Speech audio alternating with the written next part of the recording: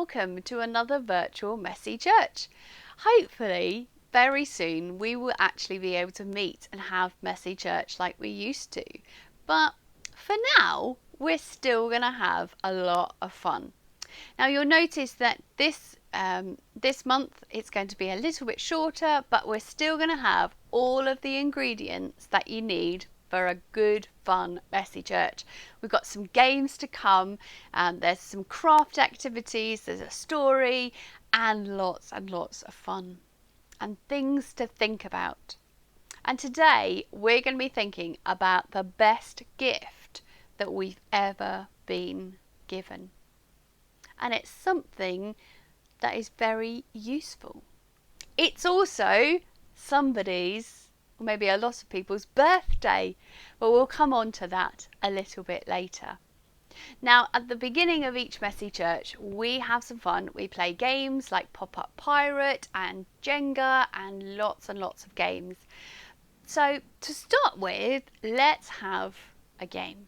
Now, if you know me, you know that I love scavenger hunts. I love hunting for things, I love searching for things, and I love making you do it from your own home. So what I'd like you to do is, in a minute, I'm going to tell you one thing at a time that I would like you to find in your house. Okay, if you can't actually take it, then you can just point to it. Okay, so when I say the thing, pause the video, go find that thing, and then come back for the next item, and you get 1 point for each item you find. And don't worry if you haven't got that particular thing, you can use your creativity and interpret the clues in your own way. So see who can find them the fastest and who can find all of the things. Okay, first thing I would like you to find is something that can be used to make fire. So pause the video, go find it. Second thing is something in a different language. That might be more difficult to find. Third thing, a picture of water. Next item is something that reminds you of wind. Next item is I would like you to find a dove or a bird that looks like a dove. I would like you to bring something that brings light into the darkness. Something that could help you or someone else who is afraid feel brave.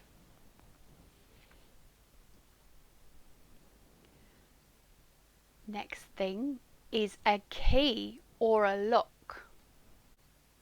And the last thing, something with lots of colours.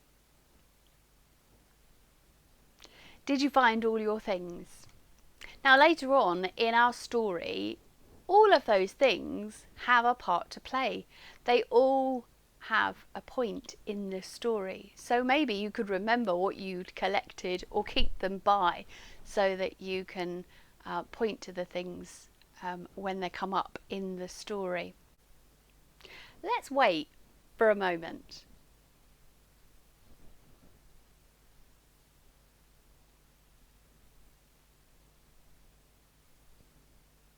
How did that feel? All throughout our lives, we find that we have to wait for different things to happen. Each day we have to wait for a bus or a train to come, or for a member of our family to finish using the bathroom. I found a study that said that in our lifetime, we probably will spend 16.5 months of our lifetime waiting for food to cook. We will spend 5 years waiting in line for things. We might have to wait for an appointment with a doctor or a dentist. A lot of us are waiting for an appointment for our vaccinations. You might be waiting for a special letter or a parcel to arrive in the post. What other things can you think of that we have to wait for? There are all sorts of things. Birthdays, paydays, Christmas, the school bell to end the day, a friend arriving. Most of us find waiting hard. It's not very easy. We tend to like things to happen when we want them to, and waiting can be really hard, especially if what we're waiting for is life-changing. Last month we celebrated Easter, and we remembered how Jesus died on the cross and then came back to life, and it was wonderful. Now, after Jesus had been raised from the dead, he spent time with his disciples, and on one occasion, just before he left to go be with his Father, he promised his disciples a very special gift, but they had to wait for it. This is what it says in the Bible. I've got my very little Bible. It says, while he was still with them, he said, "Don't leave Jerusalem yet. Wait here, for the Father is going to give you the gift of the Holy Spirit, just as I told you he has promised to do. John baptized with water, but in a few days you will be baptized with the Holy Spirit. The Holy Spirit will come upon you and give you power. Then you will tell everyone about me in Jerusalem, in all Judea and in Samaria, and everywhere in the world." So they had to wait for the Holy Spirit. I don't suppose they knew what that meant, really. But Jesus didn't tell them when the Spirit was coming, when they would expect their gift. He just told them to wait. And that's exactly what they did. After they had seen Jesus being taken up to heaven, the disciples went back to Jerusalem, where they spent time together, praying as they waited. On the first day, after Jesus had gone, nothing happened. On the second day, nothing happened. On the third day, still nothing happened, but the disciples waited and they prayed. On the fourth and fifth day, nothing happened.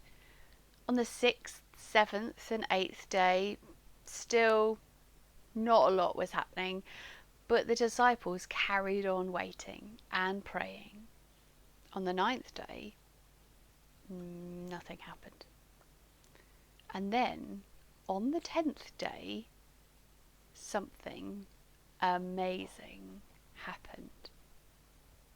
In the next session, we'll find out what that is. In the meantime, here are 2 craft activities that you can do that help us with the story. I'll see you back here very shortly. So throughout history, people have associated the Holy Spirit with a dove because it offers peace and calm. And at Jesus' baptism, people said they saw a dove come down from heaven and rest near Jesus. So that's what we're going to make. We're going to make this origami bird.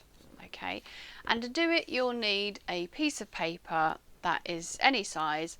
Mine is 6 inches by 6 inches. It needs to be square, or what's that, 15 centimetres by 15 centimetres. So once you've got your piece of paper, you want to place it on the table so that it is in a diamond shape, and then we're going to fold 2 of the points together to form a triangle. And then we're going to unfold that. I'm then going to turn it round and we're going to redo that the other way. So fold it into a triangle, and we're not going to unfold it this time.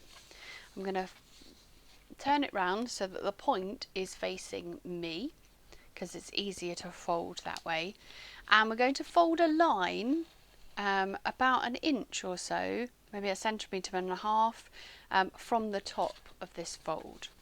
So I'm going to fold it up, and it doesn't matter if it's not a straight line, it's fine. And then I'm going to turn it so that it's facing me again, and take this top flap and fold it back on itself. And you kind of want to make it so that it's halfway between here and here.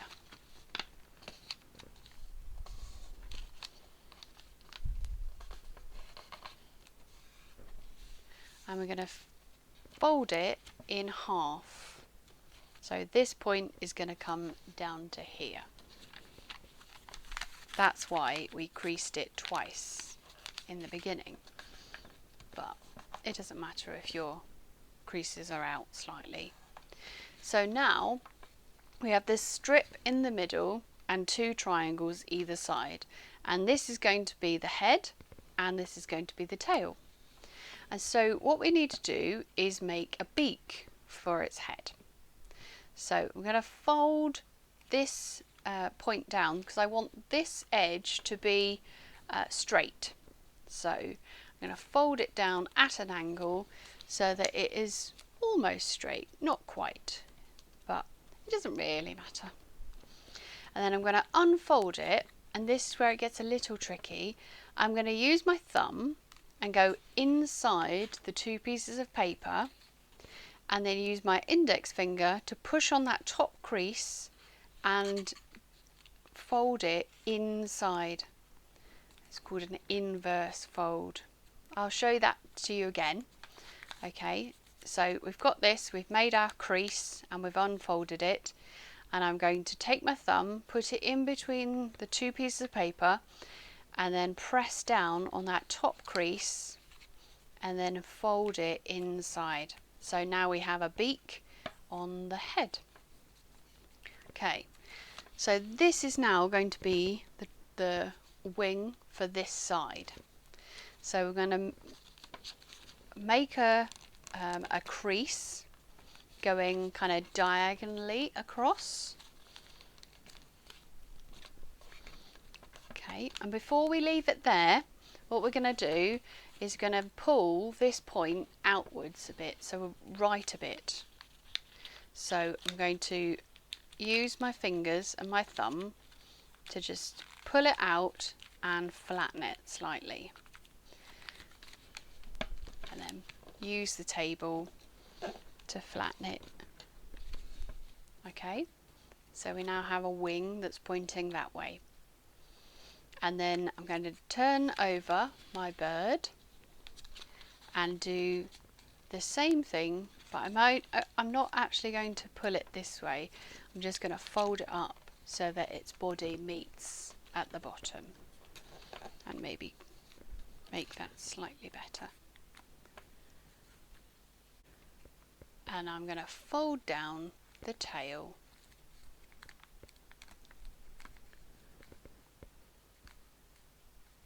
And there we have it.